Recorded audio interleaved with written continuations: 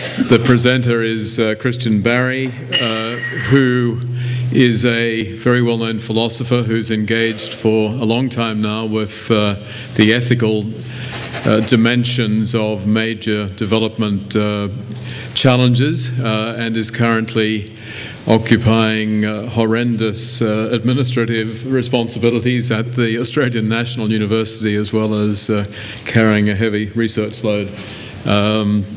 Christian is the co-author of the book that Sanjay Reddy and he did on international trade and labour standards. Christian.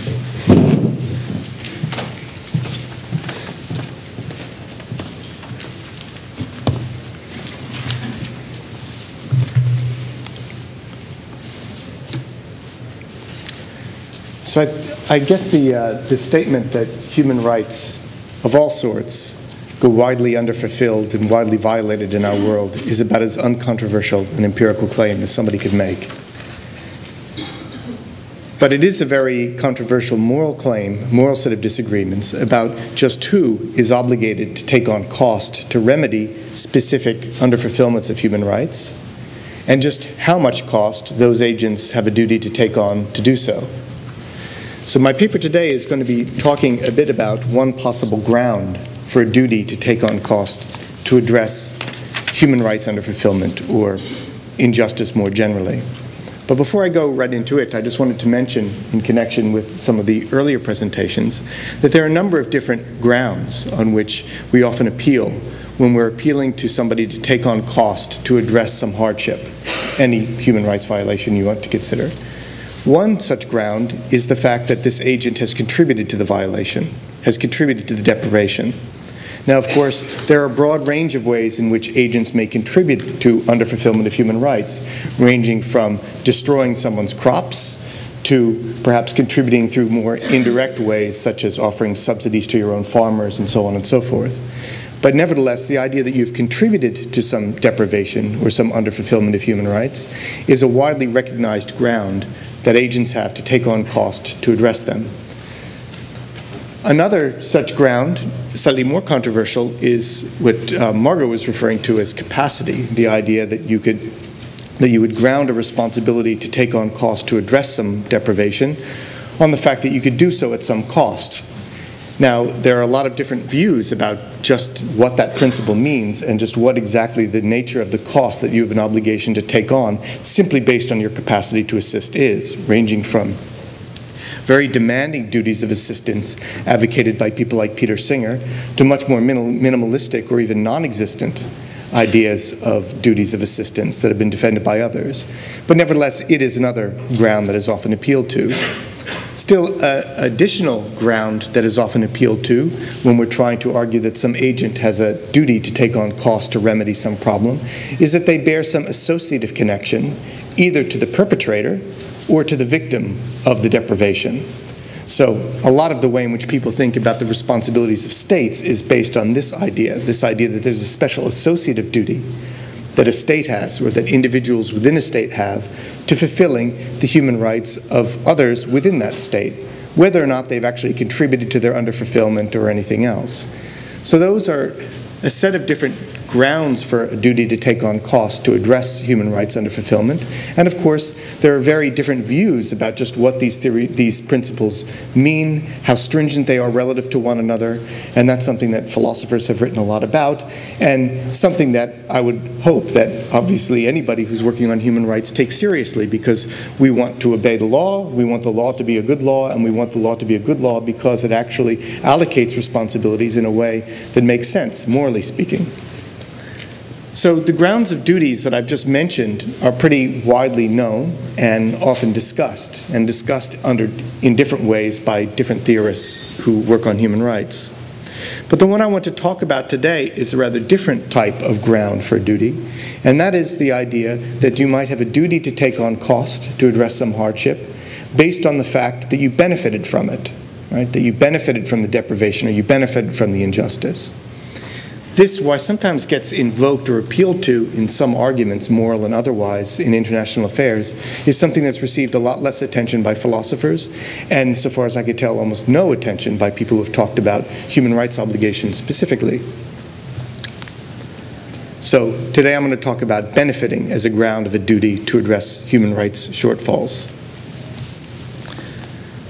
Now, when we think about wrongdoing, and I'm just going to use wrongdoing as sort of a catch-all phrase, but what you could be talking about is whatever type of wrongdoing you think of as a fairly serious type.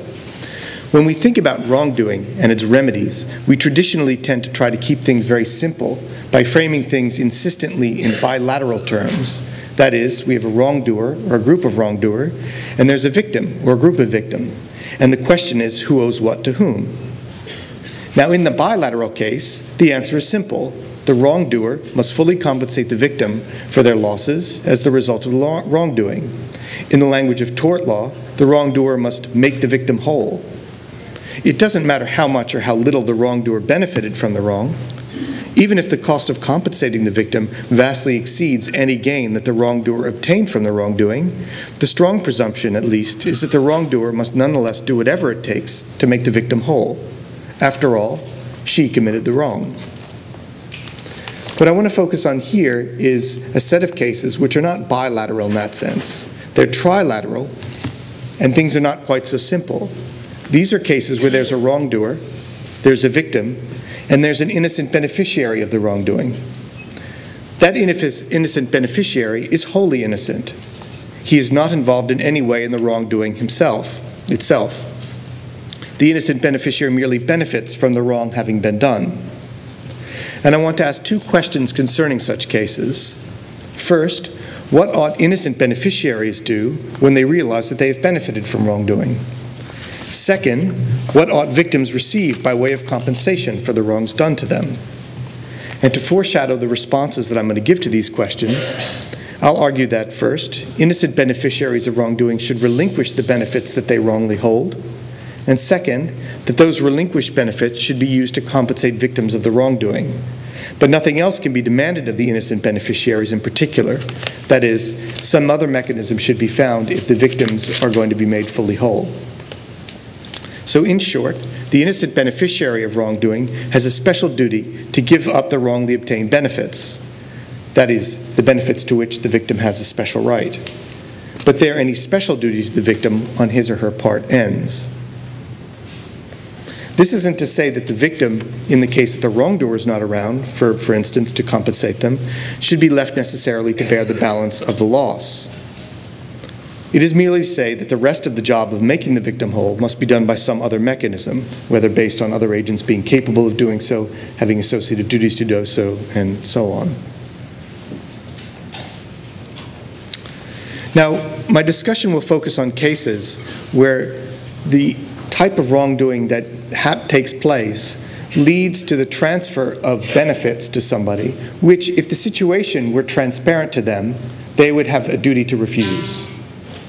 So that is, I'm going to distinguish the types of cases that I'm talking about from cases where you would say that people merely benefit incidentally or as a causal consequence of wrongdoing.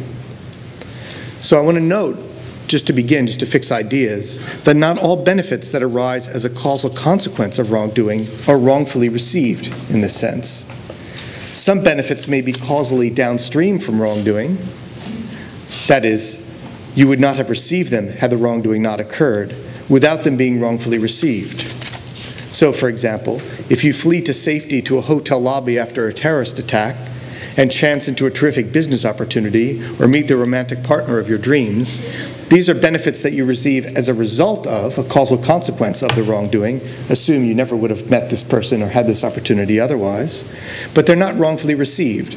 Even if the situation was fully transparent to you at the time you received them, you would have no duty to turn them down. As a consequence, it's not wrongful to continue to hold such benefits. In these cases, the benefits seem entirely incidental to the wrong, even though they are a causal consequence of them. Nor does it appear that in these cases that it is wrong to receive the benefits because they are not at the expense of any victim. That is, although they are causally a consequence of somebody being a victim, these benefits are not transferred at the expense of that person. So those are the types of cases I want to bracket. The duty I'm going to talk about, the duty of beneficent beneficiaries, does not apply to those cases, but rather applies to cases where agents benefit innocently, but at the expense of another, and in the paradigm case, by receiving benefits to which someone else had a claim and which they have been wrongfully deprived. Okay, so just to take a fairly silly, simple case. Suppose that your father has left you a large bequest, and you, of course, were always assumed that your father was involved in a very innocent making of textiles, and you get a rather significant bequest. And then as you're going through your father's papers, you discover that, in fact, all of his wealth came from his large stake in a copper mine in which bonded and forced labor and the worst forms of child labor were prevalent.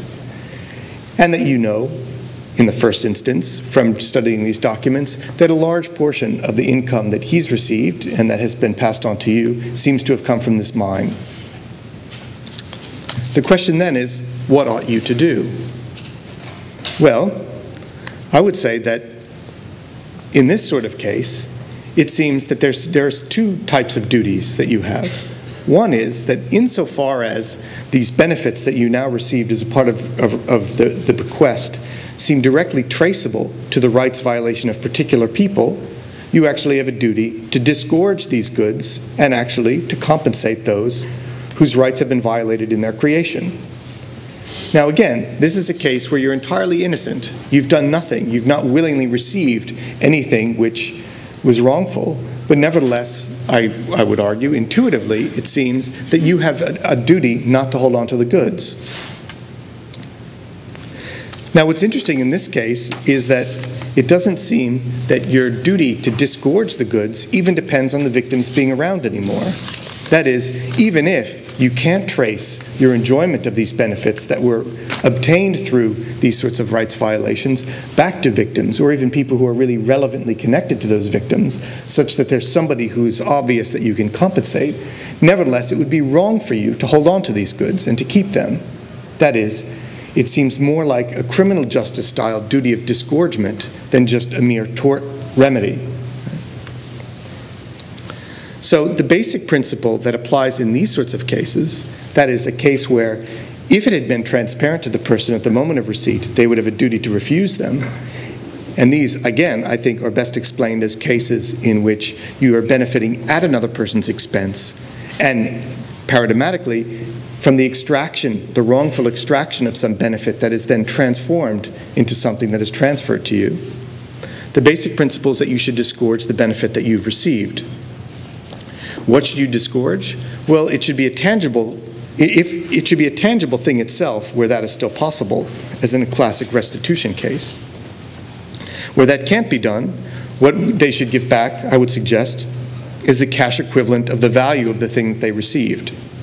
That, after all, is the quantum of the beneficiary's benefit.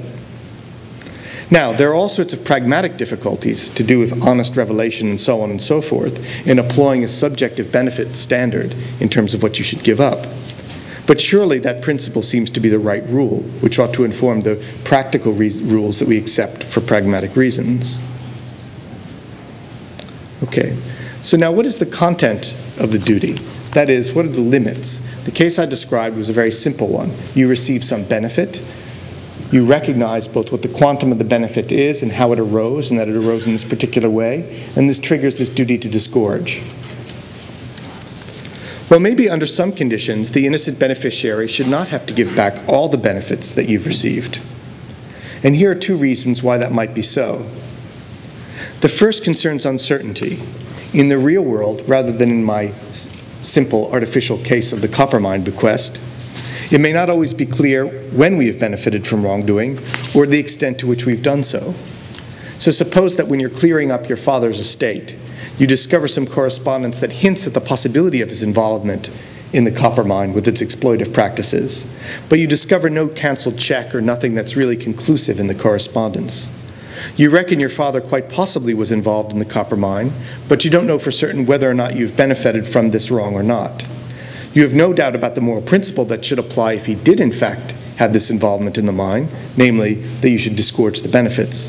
But you are missing a key piece of factual information that is relevant to you determining what you actually have a duty to do in this particular case.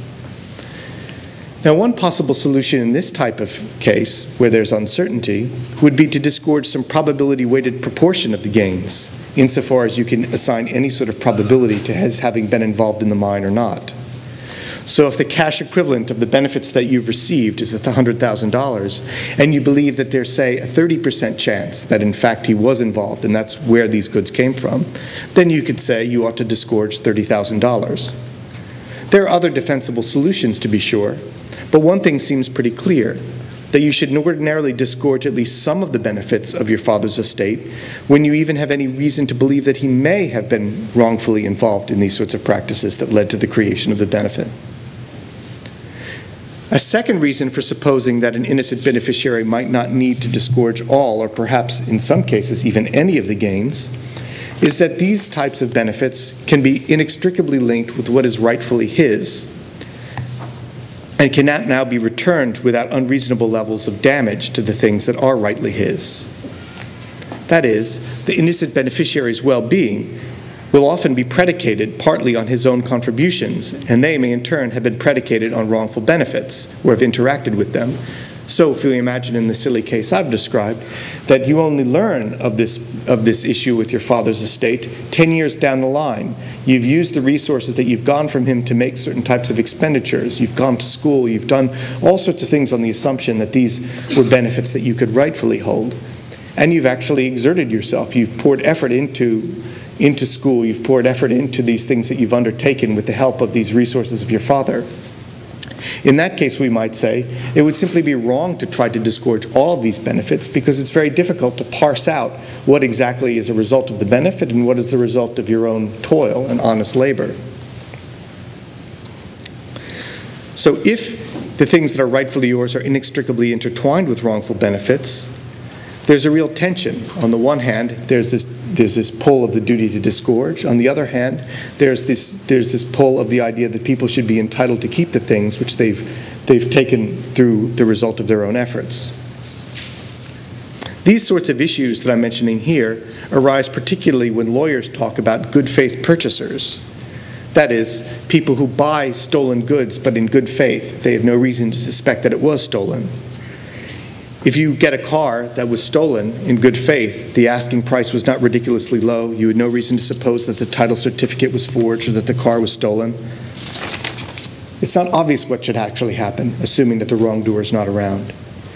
Different legal systems treat this issue differently, but what does seem to be clear is that in the case where somebody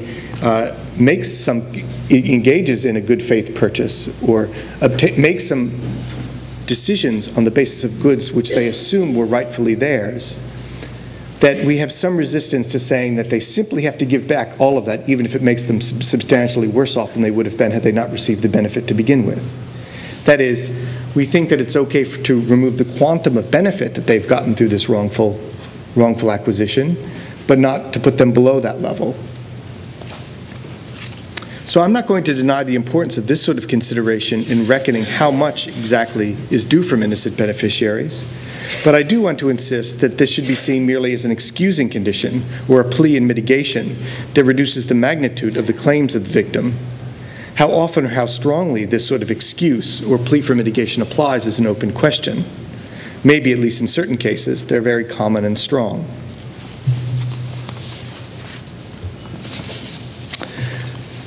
So the one thing I want to establish here, this is one major point, is that we have to have a firm presumption that innocent beneficiaries have a duty to disgorge the benefits. Like all presumptions, it can be mitigated and overridden by other types of considerations. But nevertheless, the presumption is there. The second thing that I would argue, a second presumption, would be that we ought to err on the side of justice. That is, that in these sorts of conditions of uncertainty, both uncertainty about whether the wrongdoing occurred or uncertainty about the degree to which things which we have rightfully generated from this benefit are inextricably bound with the wrongfully obtained benefit themselves, we may have imperfect information, and therefore we may not have an exact answer of what we ought to do. And here again, I would say that we should risk erring in the direction of over-disgorgement than under-disgorgement, namely, that we should be attentive to the fact that we shouldn't simply presume in our own favor when it comes to these sorts of cases and discount the amount owing simply because of uncertainty. Now, how strong that presumption should be again, is a matter of some debate. But nevertheless, the presumption is a presumption. And combined with the last, namely the one that wrongful benefits should be disgorged, has some interesting consequences. That is, these two presumptions seem to run contrary to the most writing that has been written about remedying historical injustices. The ordinary move is to point to various uncertainties about the counterfactuals involved, about how much benefit was obtained or how much worse off somebody was, and to infer from these uncertainties that the existing distribution should remain in force. But that just amounts to a presumption in favor of the status quo, whereas what I've been arguing is that there should be a presumption against the status quo in these sorts of cases. Justice, it seems to me, certainly has a principled claim in a way that the status quo does not have. So, to conclude, in answer to the first question posed at the beginning, namely, is it wrong to benefit from wrongdoing? The answer is no, you've done nothing wrong, and the wrong done by the other in no way transmit to you through the receipt of benefits. But the answer to the second question, does anything morally follow, is yes, you must disgorge the benefits as soon as practicable after you discover that they were the consequence of a wrongdoing in the ways in which I mentioned. And I should add, you ought to take all reasonable precautions to determine whether or not they were the consequence of doing, and if so, by whom. So now to go back to Philip's introduction, what are the consequences for this in terms of global justice type cases? Well, obviously these depend very much on empirical matters. If we have some firm reason to believe that some of the goods and services that we enjoy only because of, or enjoy in the way in which we do, only because of significant amounts of injustice up the chain, perhaps a supply chain to use as example, then what would this sort of duty amount to? Well, it's not necessarily a duty of disgorgement in the sense that you have to take your shirt off now, but it does seem to me that it should trigger much more of a willingness to be willing to take on costs to remedy these sorts of violations which you have reason to believe have been part of the process of the creation of these goods. This is certainly something that activists have been alive to for a long time, and I'm hoping that this work, as it develops and its joint work with some colleagues at the ANU, gives a firmer theoretical basis to those sorts of ideas. Thank you very much.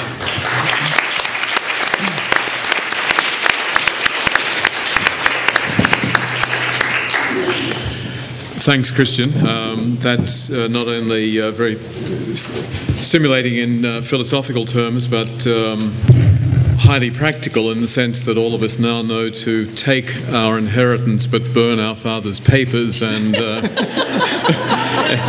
all other records immediately upon his demise.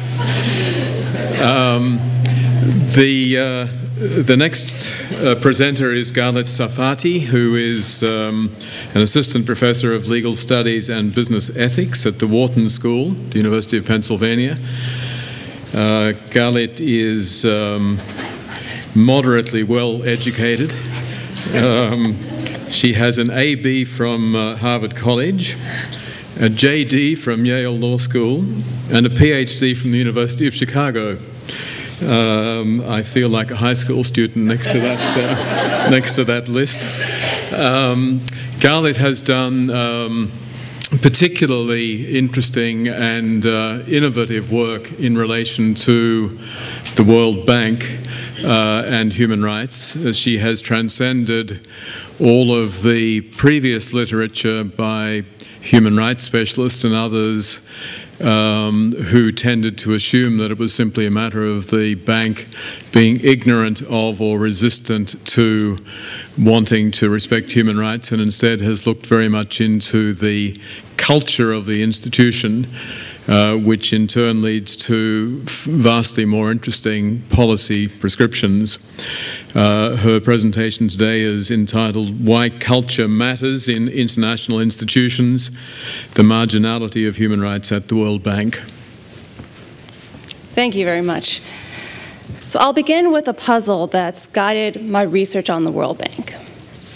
Why has the World Bank not adopted a human rights policy or comprehensive framework, despite both internal and external pressure over the past 2 decades, as well as the bank's own pro-human rights rhetoric? Let me briefly describe this dilemma in further detail. So the World Bank's stated mission is poverty reduction. which it carries out through its development projects. Yet while the bank has adopted a number of policies on social and environmental issues, there is no overarching policy or comprehensive framework on human rights. This means that human rights are not systematically incorporated into the everyday decision-making of staff, nor consistently taken into consideration in projects. Now, this practice stands in contrast to the bank's rhetoric, which in recent years has been quite supportive of human rights-related issues. Now, there are at least 3 reasons why the bank's approach to human rights is counterintuitive. First of all, its peer institutions, including UNICEF and the UN Development Program, have recently adopted a rights-based approach to human rights, which therefore makes the bank an outlier in terms of its approach. Secondly, the bank has been subject to both external pressure from NGOs as well as internal pressure by internal advocates for at least the past decade. And finally, even private banks, or some private banks, have begun to take human rights into consideration. Yet despite these factors, human rights remains a marginal issue at the World Bank, more in terms of its operational practices in contrast to its rhetoric. And this leads to the underlying puzzle that's guided my research. Once again, I've asked the question of why has human rights remained a marginal issue at the World Bank? Or in other words, why has the institution not adopted a human rights policy?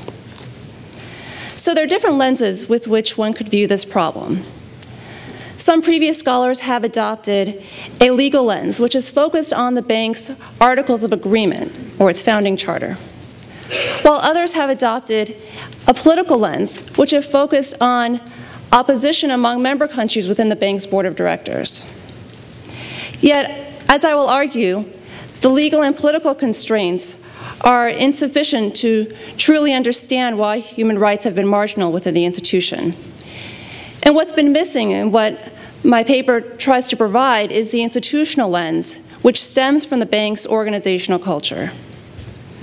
So I've conducted ethnographic research in the institution to uncover the bureaucratic obstacles that have impeded the bank's adoption of human rights. One key obstacle that I'll describe is what I call a clash of expertise among staff. I found that employees from different professional backgrounds held distinct interpretations for human rights and different justifications for human rights with respect to the bank's mission of poverty reduction. In particular, I will look at a clash of expertise between the lawyers and economists within the institution. Second obstacle that I'll look at is the employee incentive system that emphasizes lending targets rather than results on the ground or compliance with the bank's policies. So in my project, I also studied how human rights have recently begun to enter the institution in a way that tries to take account of these internal obstacles. So in recent years, a group of staff lawyers have begun pursuing an incremental strategy of framing human rights for the economists that are dominant within the institution. I call this strategy one of economizing human rights, rather than the earlier strategy that had not been successful at the bank of pursuing a more legal framework. So in their efforts to translate human rights for the economist, the lawyers have been promoting empirical tools such as indicators. They've also been incrementally introducing human rights through pilot projects in borrow countries, rather than trying to push for a more legalized operational policy. So this strategy was designed in order to respond to the bank's incentive system, which I'll describe soon. So this empirical study of the World Bank aims to open up the black box of international institutions by looking at how norms get internalized within them. So this includes looking at their decision-making systems and their informal and formal norms. I argue that whether and how norms become adopted in an institution in large part depends on their fit with the organizational culture. And my research also suggests that the current strategy of framing norms for economists is moving in the direction and is a better fit with the bank's culture. So in the rest of my presentation, I'm first going to briefly describe the methods that I used in this research. Secondly, I'll describe how this project addresses important debates in international law. And finally, I'll elaborate upon my results, and particularly these two obstacles of the clash of expertise and the employee incentive system. So I conducted this research during 2 years over a period of 4 years, between 2002 and 2006. During this time, I worked part-time in the bank headquarters in Washington, D.C., and I worked within the legal department and within the social development unit of the Latin American region, and primarily conducted ethnographic field research. This means conducting participant observation, including attending training sessions, project meetings, orientation sessions, and most notably conducting approximately 70 interviews with former and current bank employees, all the way from managers to the former bank president Wolfenson, and then also conducting interviews with some of the executive directors on the bank's board, as well as a number of human rights NGOs that have been lobbying the bank. So given my background in law and anthropology, this project is an effort to bridge the two disciplines by analyzing the power dynamics of this international institution and the reasons why a particular policy, in this case human rights, has not been adopted. So now let me briefly describe how my research relates to previous work on the World Bank and human rights. So my research addresses a larger issue that's being debated currently about why international institutions behave as they do, or norm internalization occur within them. So in international law and international relations, the traditional approach to understanding policymaking within institutions is to focus on one of two factors, either the legal constitutions of the organizations or the politics or interests of member states. So in this case, if we apply this approach to the problem of why the bank hasn't adopted a human rights policy, the legal answer would be, well, let's look at the bank's articles of agreement, which say that only economic considerations should be taken into account in decision-making, and human rights have been defined as political considerations that are thus outside the bank's mandate.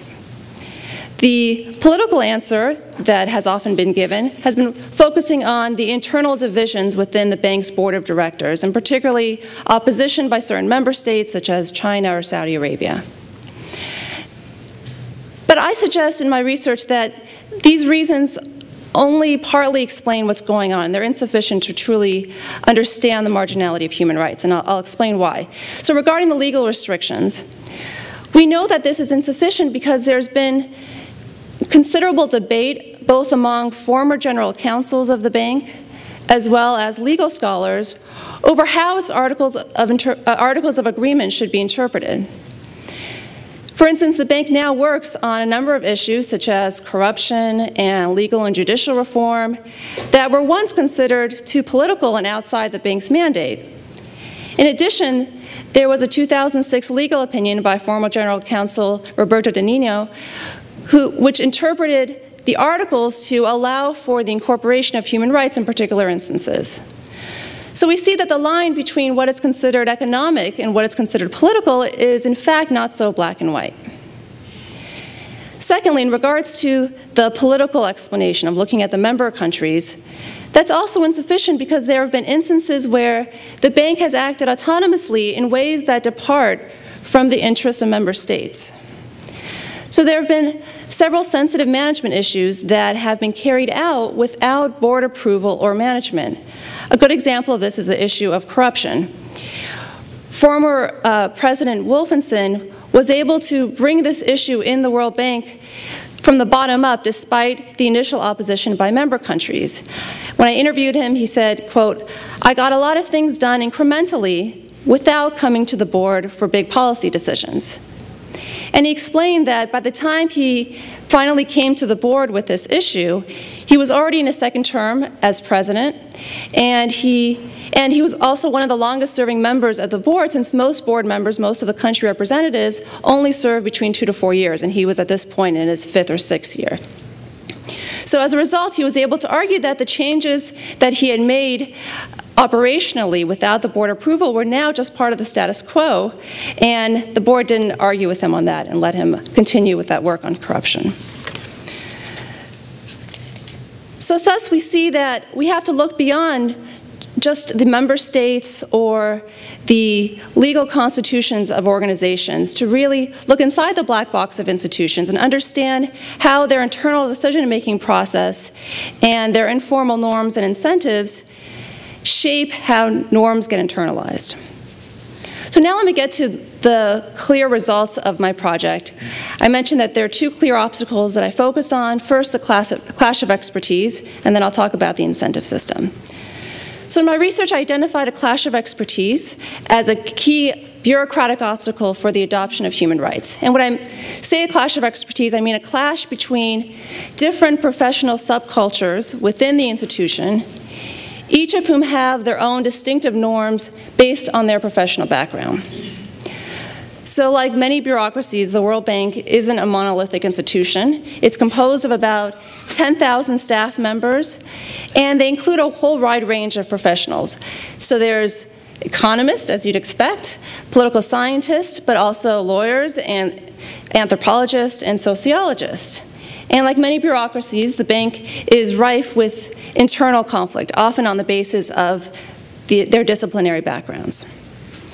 Yet the bank is dominated by the economists, not in terms of their numbers, but in terms of their prestige within the hierarchy. Economists, for instance, are often appointed to the top management positions in the bank, and they're seen as the intellectual leaders within the institution. And as a result, non-economists often feel that in order to gain legitimacy for their ideas, they have to frame them in an economist language, which may include using quantifiable measures like indicators. In contrast, lawyers are considered the most technocratic professionals at the bank. They're often hired more based on their practitioner-based knowledge rather than as being academically minded legal thinkers, the way that it's the case for the economist. With a few exceptions, most lawyers work within the legal department. They are relatively isolated from operational work and have little influence over project design. Now, on the issue of human rights, I found that there was a clash between the lawyers and the economists over how they defined human rights and how they justified their relevance with respect to the bank's mission. Now, in general, and of course there are of course exceptions to these categorizations, but I found that the lawyers were often much more theoretically oriented and emphasized the indivisibility and the absolute nature of human rights.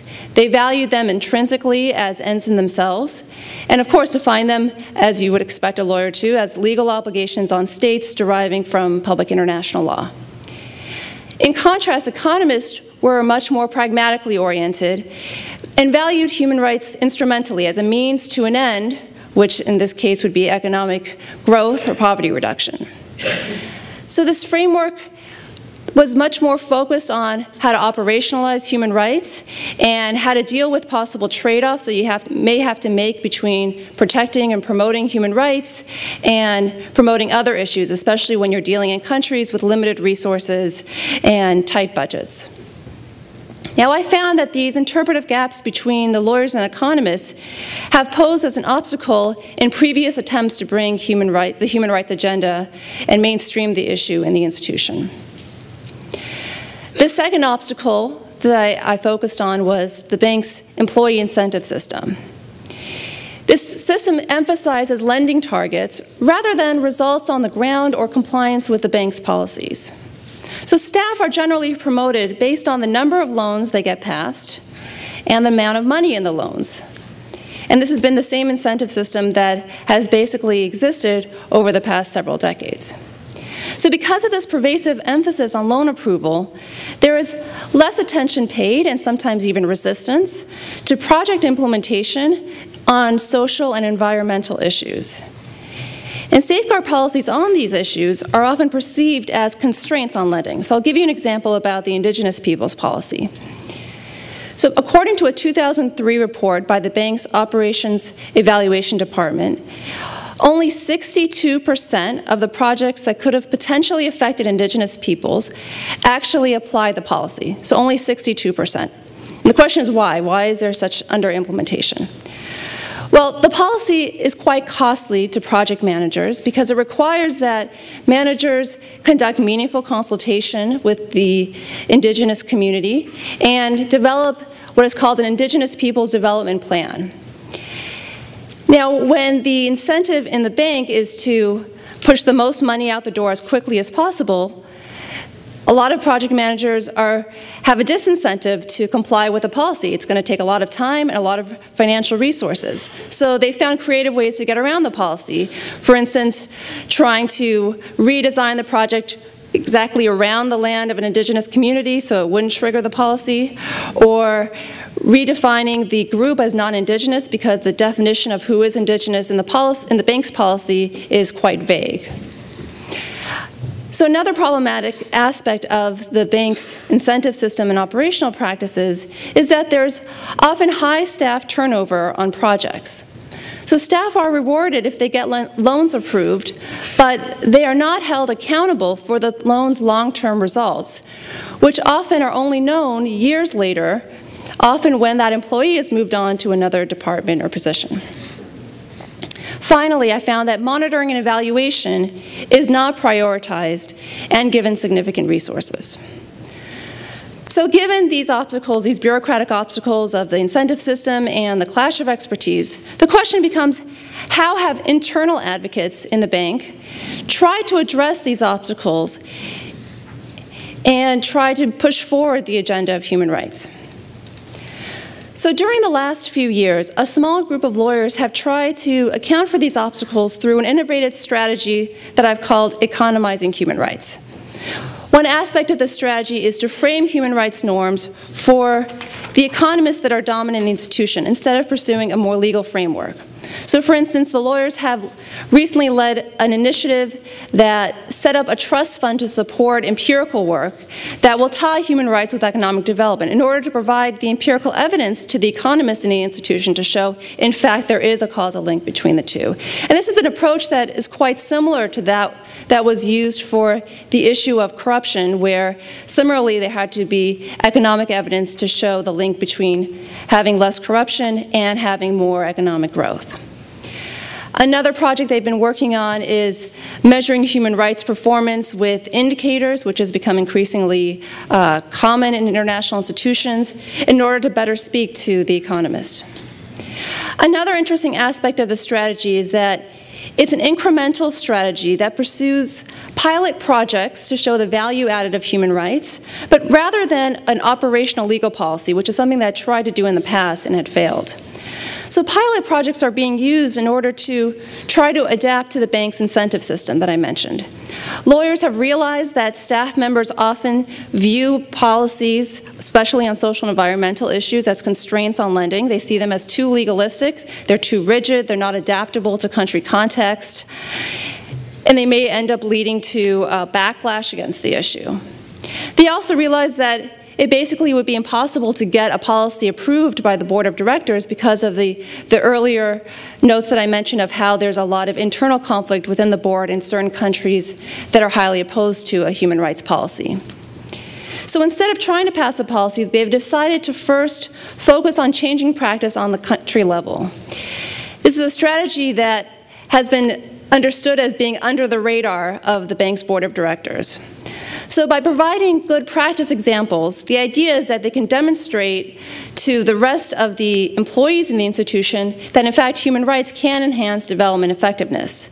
So this is more part of a long-term approach towards getting staff to take human rights more seriously, which currently, or at least until recent years, human rights has been a very taboo issue even to talk about among staff members. So I argue that this strategy has met with early success because its leaders have been learning from the failures of prior attempts and trying to adapt their approach accordingly with the organizational culture. Now, this research raises a few important normative questions that I won't have time to go into, but I at least want to raise here. Most notably is, what do we gain and lose by framing human rights to fit an economic or business framework? So, in other words, are there certain values, such as human rights, that are simply incommensurable? So it's possible that human rights could be so extensively translated that they become diluted and they lose their essential core. They're no longer what we think of as human rights. Yet at the same time, human rights need to resonate with local cultural understandings, in this case being an economic framework, in order to appear legitimate and thus become internalized in an organization. And I found that this was an issue that even the bank lawyers themselves were struggling with. And it's an issue that is frequently coming up about in the field of business and human rights, where human rights are increasingly being translated into mere business risks. But finally, to sum up, I contend that it's important to look inside the black box of institutions, international institutions in particular like the World Bank, in order to understand how policies and how norms, such as human rights, become internalized. As we see in this case, norms such as human rights must fit with the organizational culture if they are ever to become materialized and mainstreamed. Thank you.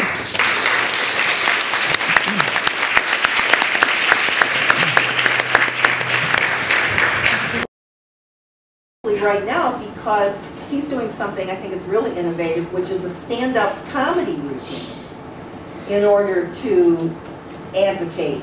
And what's the cause that you're advocating for? Just stress alleviation. Great. Okay. So we're in the touchy-feely stress alleviation. And with that, I'm going to turn it over to Andy. Yeah. No clapping, Trevor.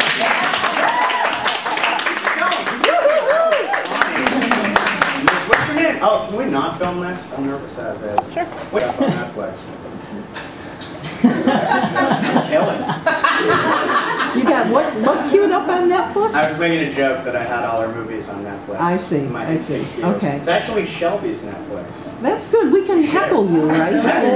Stand-up comedian. I call it learning with me. Give it up for Josh, everybody. Josh. Hey, Josh. Me and this guy, the first guy I ever talked about comedy with was actually Josh at this school. So, kindred spirit right there. He is an icebreaker, a trailblazer. However, I will actually keep that within limits, so I hope there will be plenty of questions in about 3 minutes' time. So let me react very briefly to the papers. I think if there's one theme that I can identify, it's the challenge of what I would call top-down versus bottom-up strategies. Human rights has always been located in a difficult place between the top-down elaboration of norms by elites. The Universal Declaration of Human Rights, for example, did not come from Occupy Wall Street type mobilization worldwide, but from a group of elite thinkers convened by governments in relative isolation, simply identifying a group of rights that they were going to promote. Bottom up, obviously, is the dimension which requires that any norms that are elaborated in a top-down process have the potential, at least, to resonate with the grassroots, to generate demands, to mobilize, to empower people. And human rights is often about the relationship between those two rather complex sets of processes. I saw that dynamic at work in much of the presentations that we've heard in what I consider to be a really excellent panel this afternoon.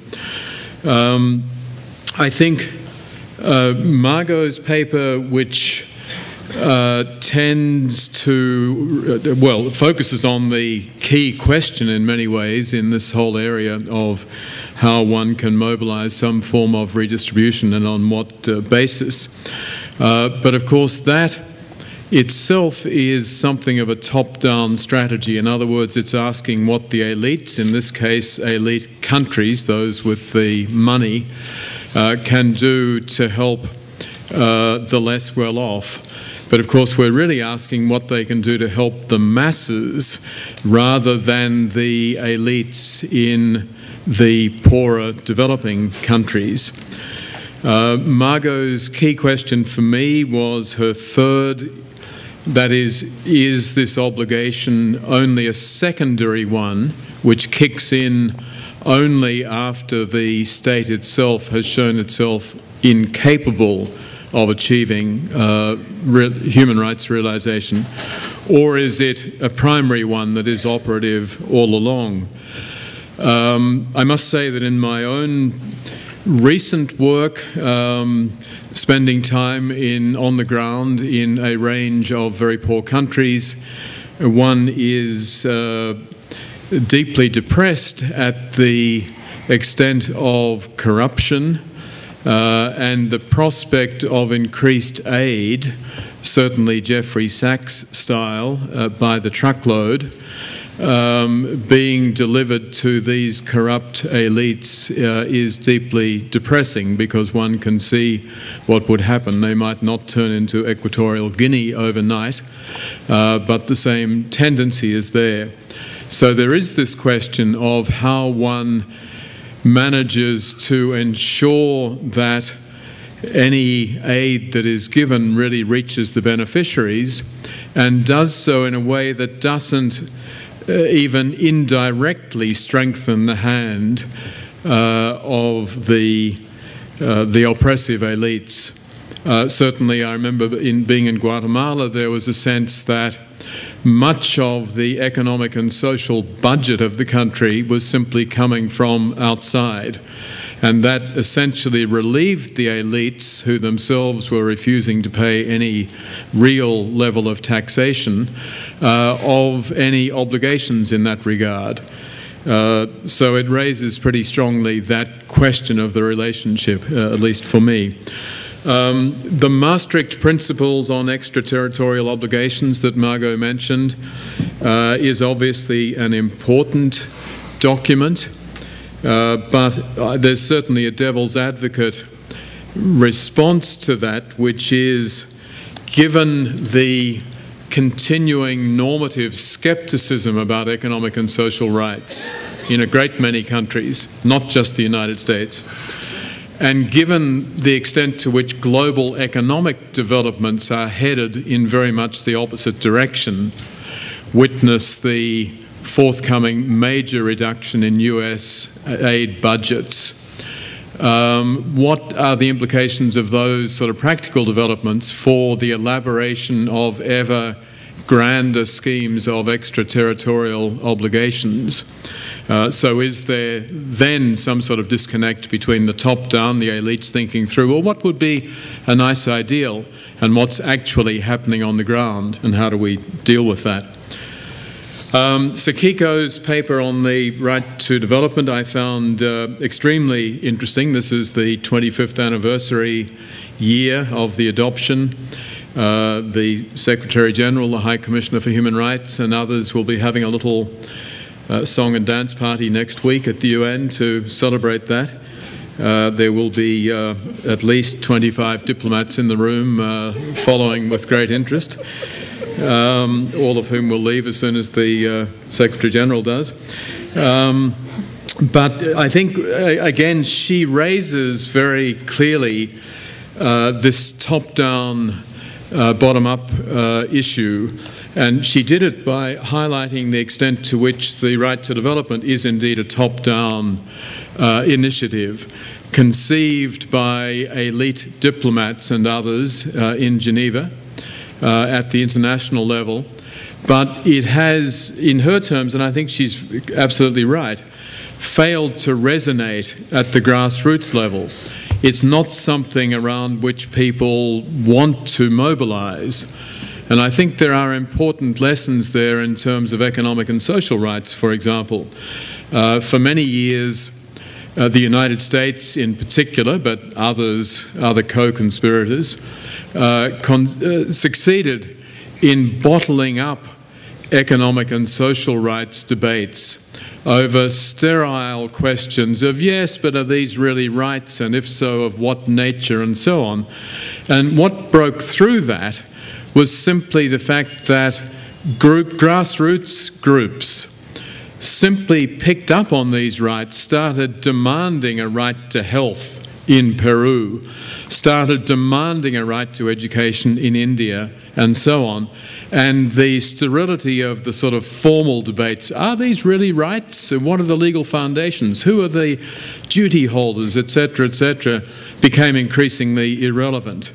And I think for the right to development to take off, it's going to have to develop that ability to resonate much more deeply with those who are affected. Christian's paper, I think, is a fascinating potential foundation for looking at questions of redistribution and, of course, linking it very much to a degree of culpability.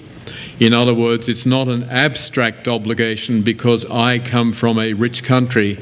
We are obligated to help the worse off.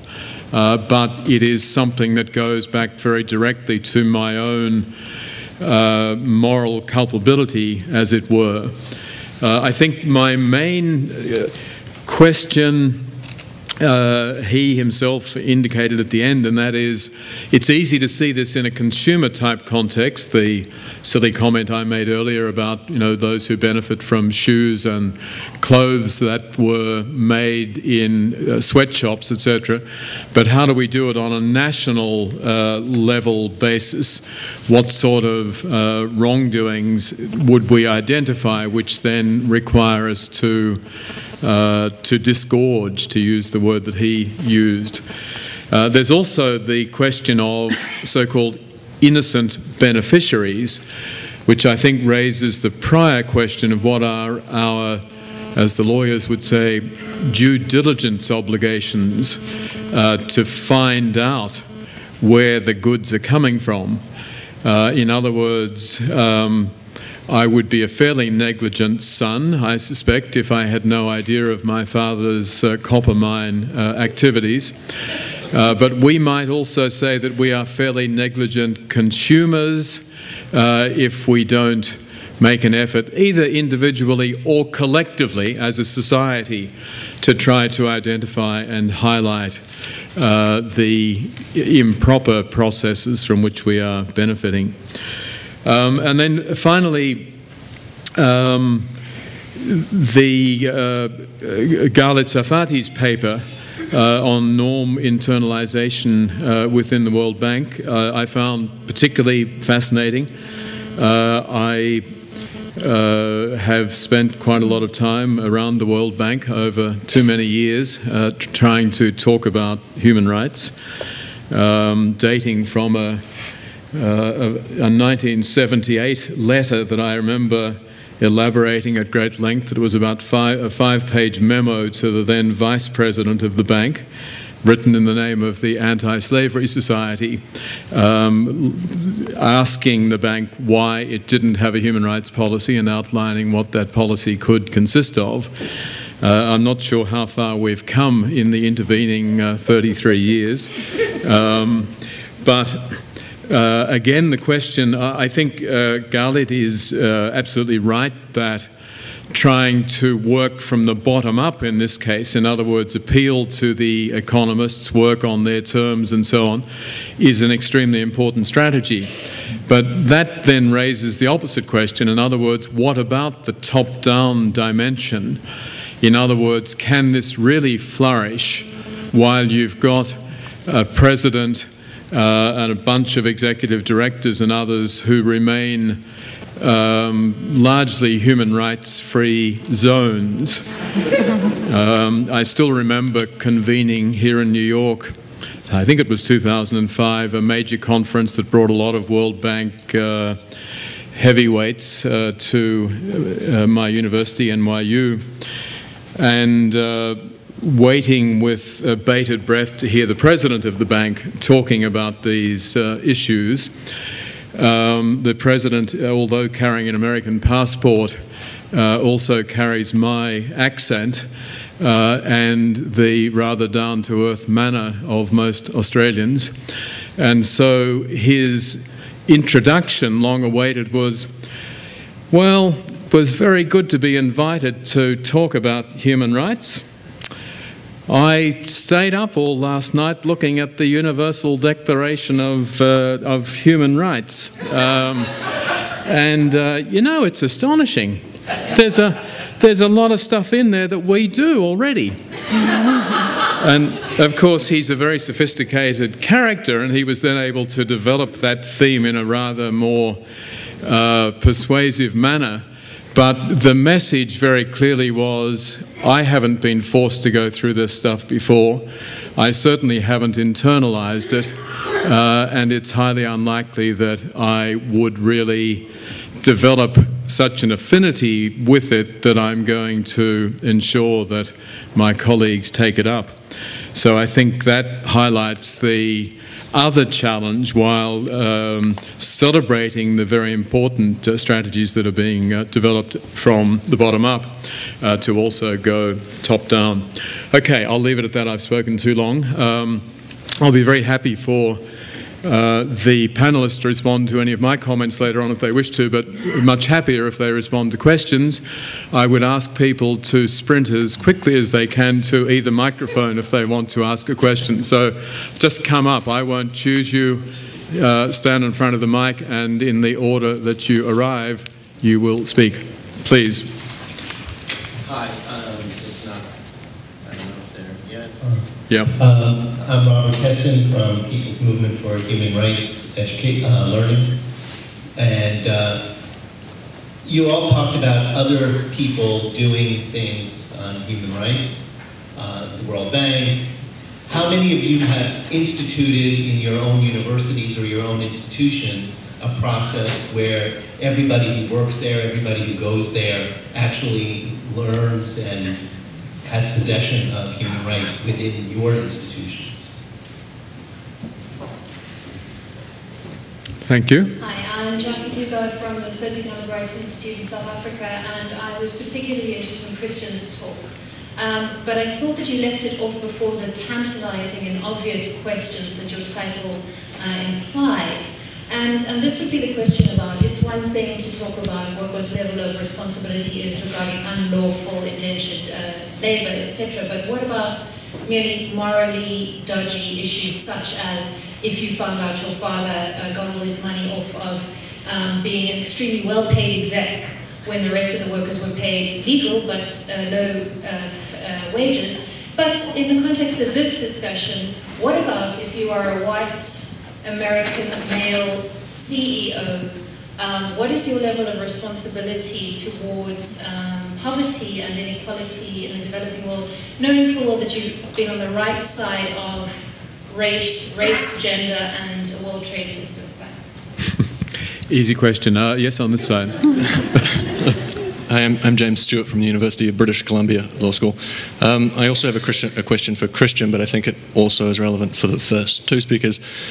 I agree that the discussion of innocent beneficiaries is very interesting and probably has a great deal of relevance, but I wonder whether another philosophical principle is much more relevant within the context of the global economy, and that is the philosophical principles around overdetermined contributions. Because when I buy clothes from a shop that practices sweatshop or purchases from sweatshops, I don't make a causal contribution to the acts individually of sweatshops, but I do make a minor causal contribution to a market in clothes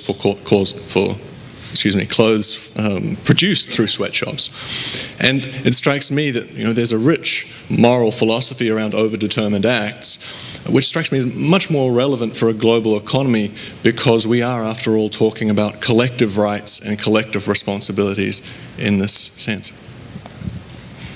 Okay, thanks. So we'll just take these three more questions, and then I'll give the floor to, give the floor to the speakers. First, second. Aspen Sinclair from Christian Institute in Norway. Thank you very much for this very interesting panel. To our first three speakers, I would like to throw on the table the fact of climate change. What does it do to your analysis? And for example, a quick example referring perhaps more concretely to Sakiko in the right to development.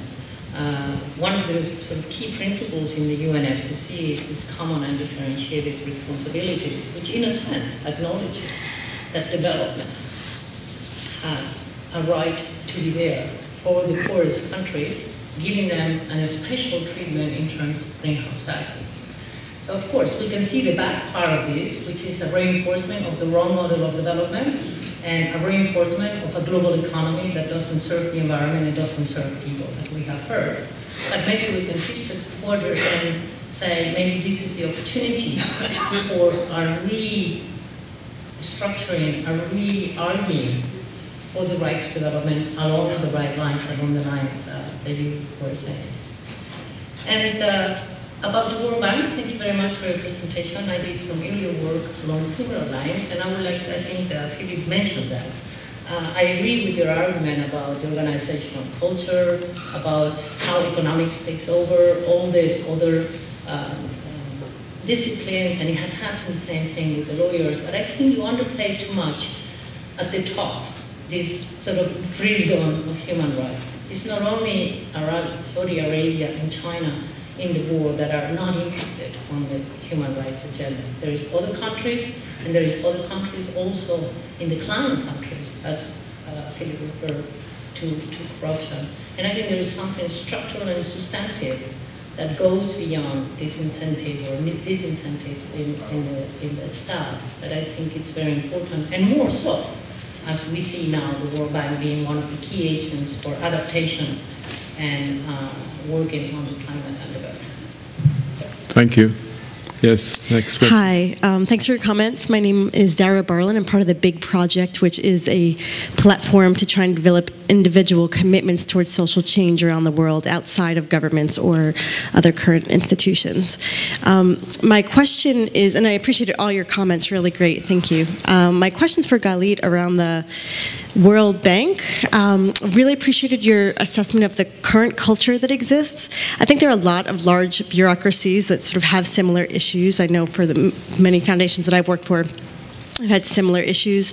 I'm just curious what you think would be a catalyst for change of that culture. Do you see any shift in that culture as possible, and any efforts underway or any efforts in the past that have tried to do this that have been somewhat successful, or do you think it's just hopeless? She can't think that. She's got to justify her own future research.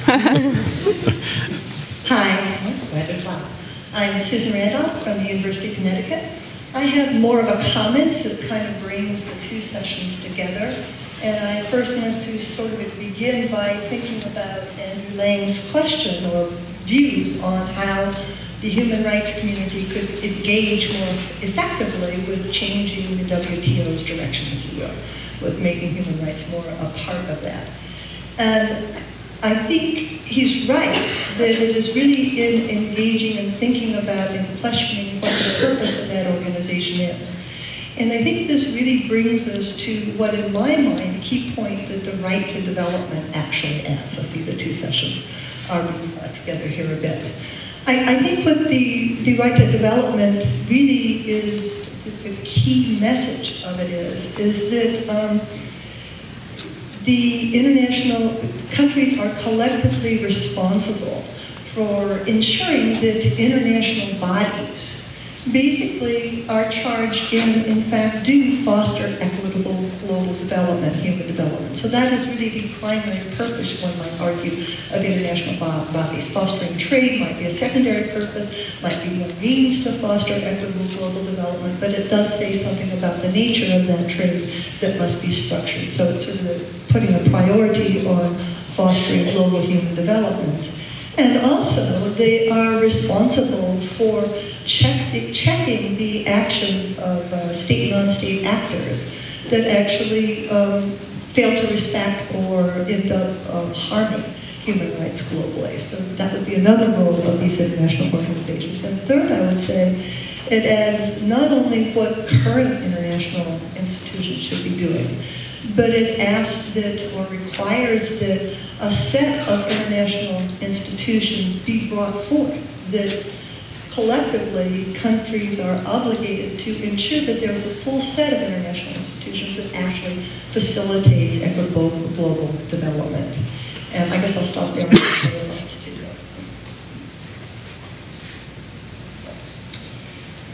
Thank you. I'm Barry Herman, and I'm a townie. I'm a local. I teach in the International Affairs book. So I have questions for Christian and for Garlit. Christian, your paper was brilliant, as usual. And I'm sitting there thinking, Christian and I did a project on ethics and sovereign debt some years ago, and I'm sitting there thinking, you know, you're talking about issues that relate to responsible lending and borrowing, which is, in fact, a project at Untitled, and about human rights and debt. And so one can sort of not only think in terms of what are your obligations benefiting from, say, unconscionable debt, but how do you prevent it? So have you thought about how to turn it around into something normative, guidelines, and something of that sort? And Garlit, yeah, also very interesting. I mean, everybody's paper is very interesting, but I want to ask you a question because I mean, maybe it's further to what Phil was going to say. Are you fighting a rearguard action in the bank in the sense that I think it's next week the bank board is going to vote on a new category of lending for country programs which will be exempt from environmental and social safeguards concerns. And the group of 20 just in Cannes adopted an infrastructure investment plan which makes no reference, you know, to any social, certainly not human rights, but not any social or economic, no, social or environmental dimensions. So, yeah, are you fighting a rearguard action? And of course, the reason in both the G20 and the World Bank itself is that there are other options for their usual customers, right? There's, you know, China, there's Brazil, there's countries who will do projects and say, we're not going to bother you with all this conditionality. Great. A fascinating cross-section of questions. I wonder if we should go backwards and just begin with Garlit. Is that okay? Sure. So I'll go backwards. I'll start with the last question. And first of all, I think you're completely right that there is a growing market of other private actors, other private banks, other countries that are competing with the World Bank, and often these other actors don't have as high standards, and you know that's giving the bank a lot of credit on social and environmental issues, and I think that's even making it even harder to address these concerns. But just in terms of the question that you asked, I guess I'm much more of an optimist regarding this. I think it's very incremental changes, but if you look at where the World Bank was even a decade ago, but certainly 2 decades ago, it was doing dam development projects without ever institutionalizing any kind of environmental impact assessments. It wasn't addressing civil society the way it is now. Now, certainly the way it is now needs a lot of reform, but I think one has to at least give credit that there are changes that have been made, even though there are a lot of changes that still have to be made. Regarding the first question about the board of directors, I also agree that there are other reasons why countries, not just China and Saudi Arabia, are opposed to human rights. There are certainly a lot of reasons, both among developed and developing countries. The argument in my paper is not that the board or even the Articles of Agreement is not important. It's that the bureaucratic obstacles have been underemphasized.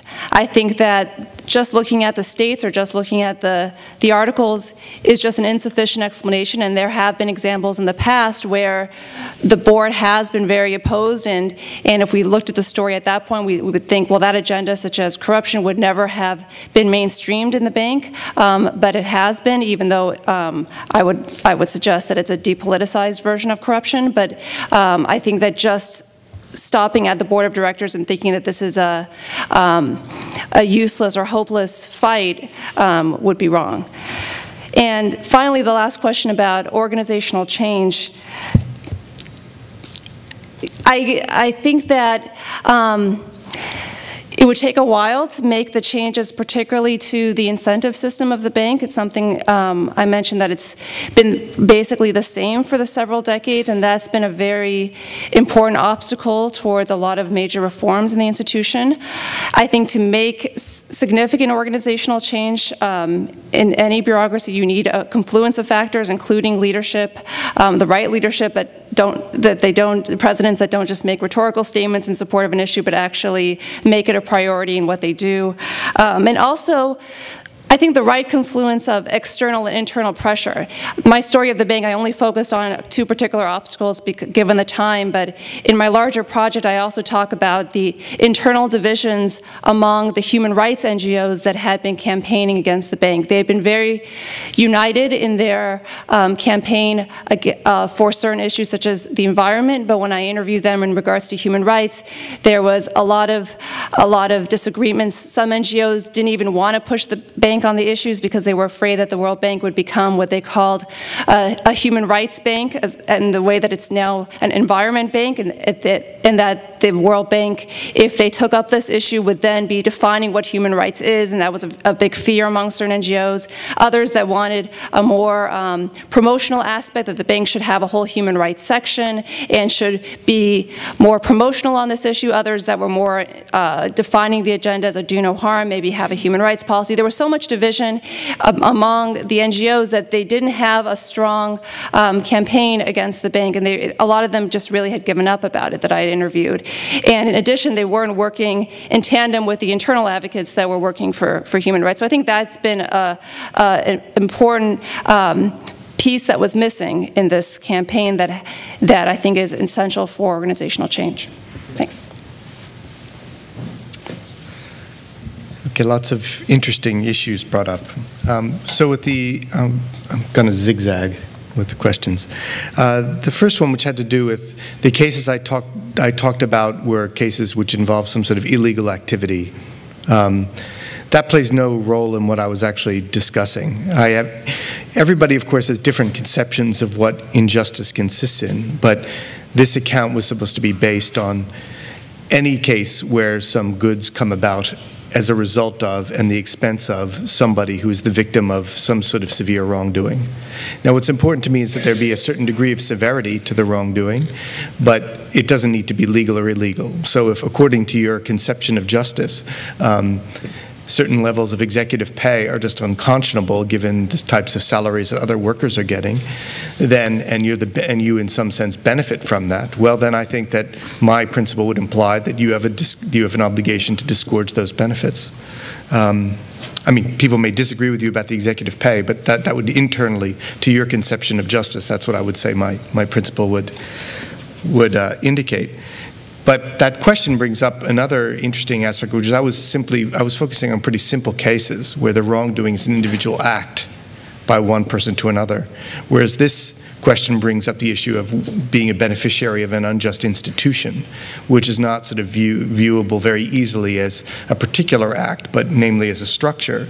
And I would want to affirm the same sorts of principles that I'm affirming for the individual action case to this case. So if you actually firmly believe that income inequality in your country, the sorts of structures that reproduce income inequality are just unconscionable. Now, of course, there are all sorts of empirical things about what on earth your income would be if you had fair institutions rather than unfair ones and stuff like that. But nevertheless, I would still say that the presumption should be there. If you believe that, then there actually should be a presumption for you to give up some of these gains. To whom? Well, I'm not sure. I mean, there are various principles that come into play, but that the duty to disgorge would be present.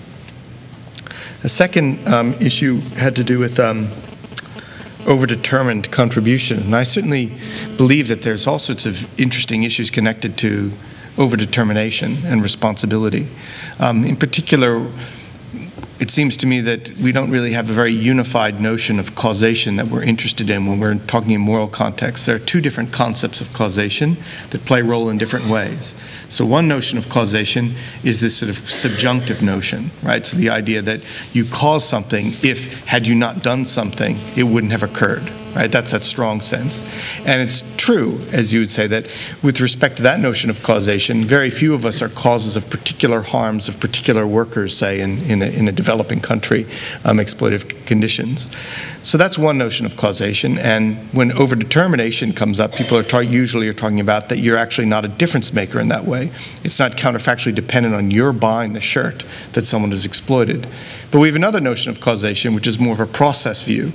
And if it's the case that you are contributing to, if it is the case that you're buying something or that you're involved in some activity, polluting a lake or something like that, it may well be that the lake would be polluted whatever you do.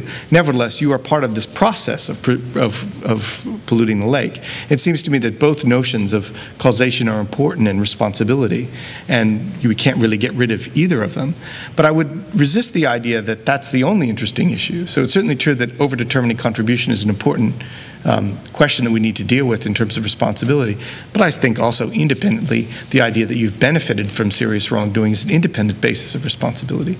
Not everybody who is a beneficiary of injustice will be an overdetermined or single contributor to that injustice. So it seems to be worth at least exploring. Philip raised some interesting questions that came up in some of the other questions, which has to do with, of course, I was talking about innocent beneficiaries, and I was idealizing. And by innocent beneficiaries, I was meaning not only that somebody didn't know that it was an ill-gotten gain, but that they were non-culpably ignorant of the fact that it was an ill-gotten gain. And I was taking that ideal case because it seemed to be the least hospitable to this idea of a duty to disgorge. So the idea is that if you could show that even that a truly innocent beneficiary in that case has this duty, well, how does that relate to us and people who get inheritances from highly paid executives and all that sort of stuff? Well, it's not quite clear, but we're not obviously innocent in that sense, in that it's not obvious that in all cases of these benefits, and I certainly include myself, I have an iPhone, which says it was assembled in China, and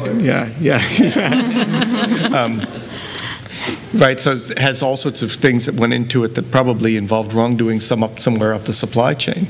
And I'm not, there's some actual non-culpable ignorance. Now, that raises the question of when we do find out that we're beneficiaries, does that mean that we have to stop enjoying these goods or stop doing these things? Well, again, that partly depends on the cost and the available alternatives, and also the degree to which we can make compensating adjustments for having benefited in this way. At the very least, it seems to me that if we do enjoy goods and services that we think are downstream from injustices and are related to that injustices in the way it suggests, then at the very least, even if we could keep these goods, it certainly does trigger a duty to take on more cost to remedy them. Right, so it's probably not possible to get by in the modern academic world, for example, without coltan in your computer. And it's probably not possible that coltan gets in a computer without some sort of wrongdoing. Does that mean that we do have to do without computers? No, but it does seem to me that it raises the stakes in terms of what our obligations are with respect to this particular type of supply chain. Sakiko. Thank you. On Asan's question about climate change, I'd sort of throw the question back to you, actually. I don't know enough about the negotiations and the whole issue to be able to answer properly. But, I mean, from what I understand, though, my impression has been that the recognition in principle of the differentiated treatment of the countries has not been interpreted, applied in a way satisfactory to the developing countries. And I guess that in a sense, I mean, you're asking, well, isn't this a sort of an incentive? Why, isn't it a disincentive rather for developing countries to pursue a different type of development? I mean, I think this is, maybe there again, I have to think about it some more, but I mean, I have always felt it very unfortunate to link these things. Of course, Christian has written a whole book about just linkage, but mean, I think that the disparities in the contribution to global warming are so huge that if you look at the consumption patterns of the under-consuming poor in developing countries and the over-consuming wealthy in the average person in a developed country, and you look at the history of what that consumption pattern has done to global warming, I think that one has to not deprive developing countries of taking all the measures that they can to, put in place the necessary measures for economic growth, as well as to generate the resources necessary for human development and the realization of human rights. I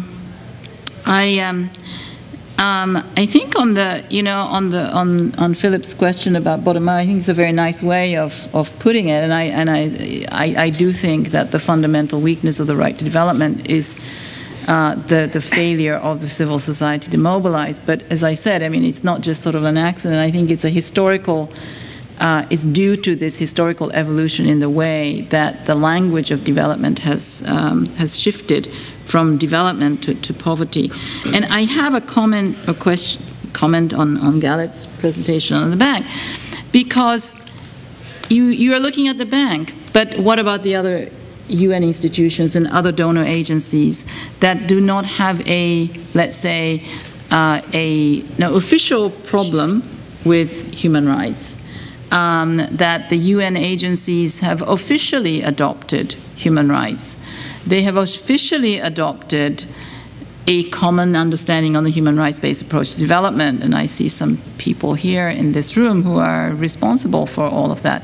However, I think, frankly, from my general, not sort of research-based participant observation, but just general observation, that this is kind of very thin. It's an acceptance at the sort of rhetorical basis, and it's not really implementable. So, let's say within UNDP, only very recently, only a couple of weeks ago, I was party to a discussion amongst two people within a particular group that is dealing with poverty issues. One economist saying they had absolutely no understanding of how human rights could be useful in their work, not because they hadn't heard about it, but because the term in which they are hearing about it just couldn't see the value added. I mean, so this is about culture. This is, I think, it's about different kinds of knowledge systems. So, I mean, I think that in a sense what you're saying about culture matters does apply not just to the bank, but in other agencies. But I think if you did a sort of an analysis of other organizations in the way that they dealt with human rights, I think you may come to a different, well, I mean, a sort of a more nuanced analysis of the bank. But the other point about, the other comment that I have is that I'm not sure that I agree with this business of economizing human rights. I mean, I think there's always this tension in human rights and development as to whether you use the language of rights to contest existing institutions and existing policy frameworks, or whether you somehow try to incorporate it into institutions, and that so-called mainstreaming, which is, integration, seems to not work very well. That's what I observe, at least, anyway. Thanks, Margot. Yes, I wanted to respond to the question that was posed by Professor St. Clair, which I thought was an interesting one and directed in part to me, about how climate change affects the consideration or our analysis. And I think the answer to that, with regards to my presentation or my work, is that climate change raises questions or foregrounds issues that are sidelined when we consider extraterritorial obligations and the duties of rich countries in the context of world poverty.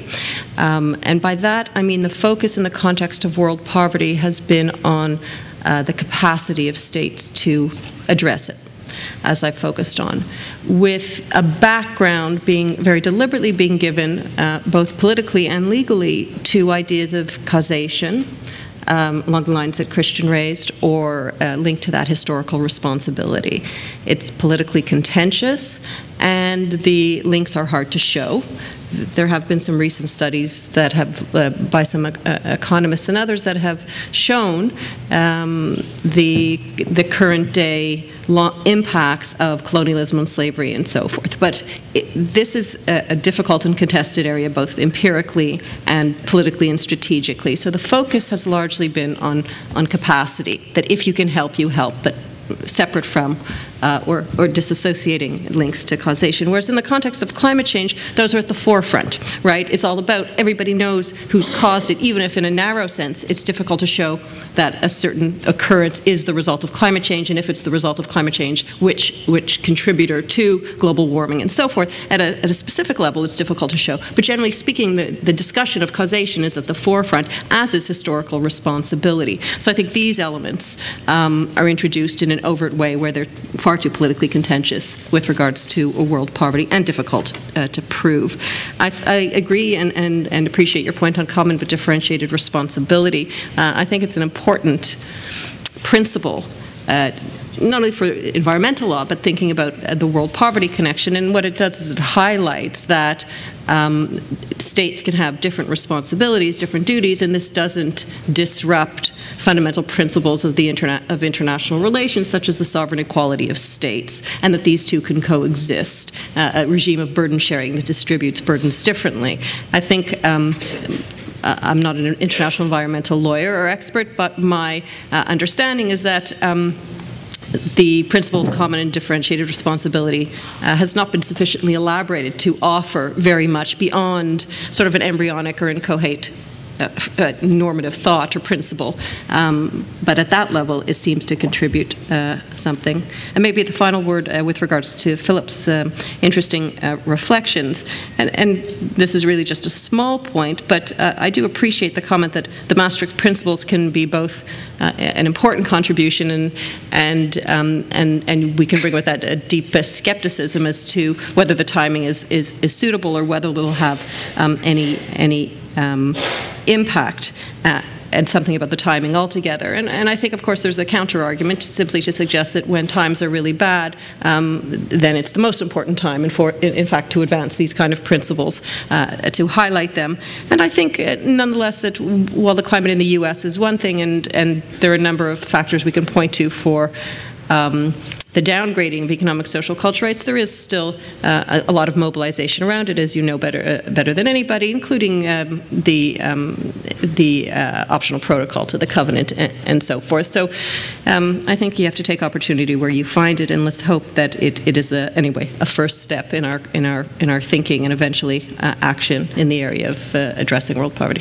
Thanks. A footnote, Christian. I neglected my old friend Barry's question, which is serious crime.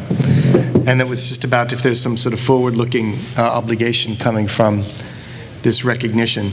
And I guess, the due diligence is certainly one of them, as sort of connecting it to what Philip had mentioned before, that obviously, you're not an innocent beneficiary if you don't do due diligence. Then you are, in some sense, perhaps a complicit or willing accessory after the fact. So that's certainly one obligation. And just another footnote on the climate change thing is that actually the climate change thing seems to be one where this analysis of benefits could be a particularly rich one, because one of the arguments that always goes against rich countries taking on more obligations is that they'll say, well, of course, all this carbon that was released in the atmosphere, but that was from people long ago. Why are you thinking in terms of countries? The people alive now didn't contribute it. But you can say that they benefited from these past contributions, right? That if you think that there was some sort of share to the atmosphere and people took more out of it than they had a right to, and then they passed on the benefits from this appropriation, then that triggers a duty to take on more cost, which might not be justifiable in some other way. So, thank you. Great. Well, I want to thank all the panelists. I think it was really a terrific afternoon, an important range of papers, and we look forward to seeing them in published form. There is, of course, a whole panel on climate change tomorrow. We're going to finish this session a few minutes early, but just a reminder that at 6 o'clock there's a keynote address by Olivier de Schutter, the UN Special Rapporteur on the Right to Food, and currently a visiting professor at Columbia University Law School, on the role of human rights in shaping international regimes. So you're all invited to fall sound asleep in your seats for 1 hour, and then we'll wake you up when the keynote address is on.